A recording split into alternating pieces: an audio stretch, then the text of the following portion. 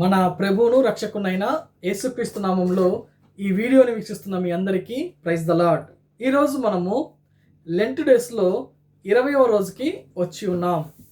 ఈ యొక్క 20వ రోజున మనకు దేవుడు సిద్ధపరిచిన వాక్య భాగము యోబు గ్రంథము 24వ అధ్యాయము 19వ వచనము.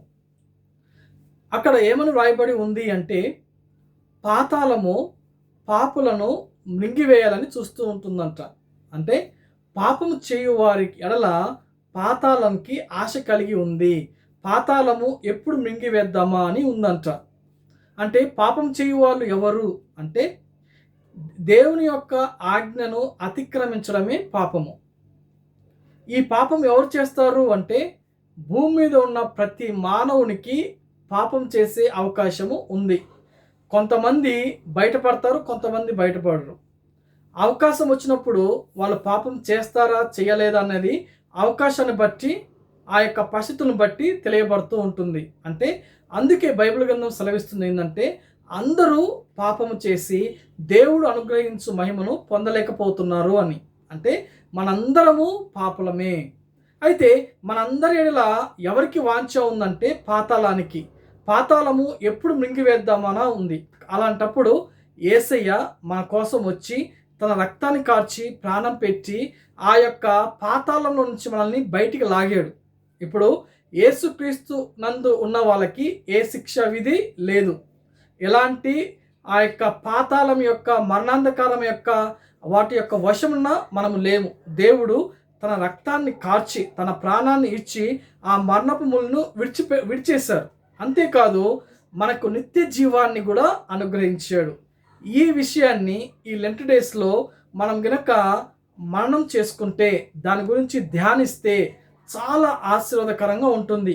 ఏ విధంగా అంటే చూడండి, మన కుటుంబంలో ఎంతమంది ఇంకా పాపం చేస్తూ ఉన్నారు, లేకపోతే యేసయ్యను తెలుసుకోలేక ఉంటున్నారు అని గమనిస్తే మన కుటుంబాన్ని రక్షించుకోవచ్చు. ఎప్పుడు ఈ విషయం అర్థమైనప్పుడు. ఏ విషయం?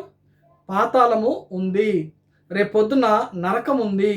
రేపు యేసయ్య రాకడలో మనం ఎత్తబడకపోతే మనకి తప్పకుండా, లేకపోతే ఎవరైతే యేసయ్య యొక్క రాకడలో ఎత్తబడలేదో పాపులుగానే మిగిలిపోతారో వాళ్ళందరికీ నిత్య నరకాగ్ని రెడీగా ఉంది.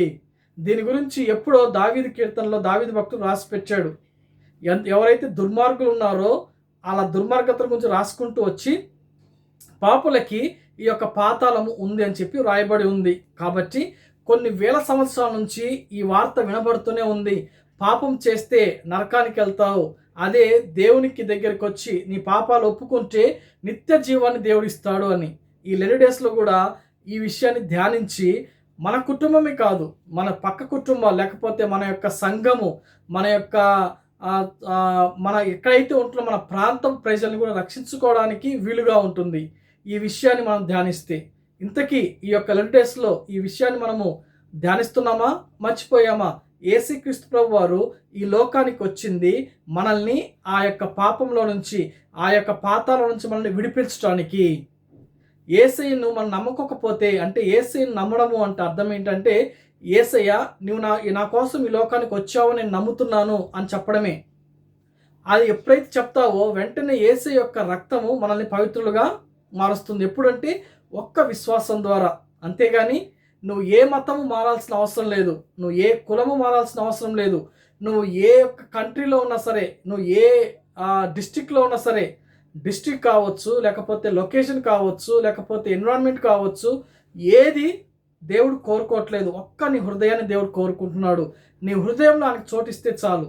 అంటే అర్థం ఏంటంటే, యేసయ్య నువ్వు నా కోసం వచ్చావని నేను నమ్ముతున్నాను, నా పాపాల కోసం నువ్వు మరణించావని నేను నమ్ముతున్నాను, నా కోసం రేపు వస్తున్నావని నేను నమ్ముతున్నాను అని చెప్పి ఒక నమ్మకాన్ని కలిగి ఉంటే తప్పకుండా దేవుడు నిన్ను కూడా పరిశుద్ధునిగా మార్చి ఆ పాతాళంలోనికి పోనీయకుండా విడిపించి నిత్య జీవానికి తీసుకెళ్తాడు.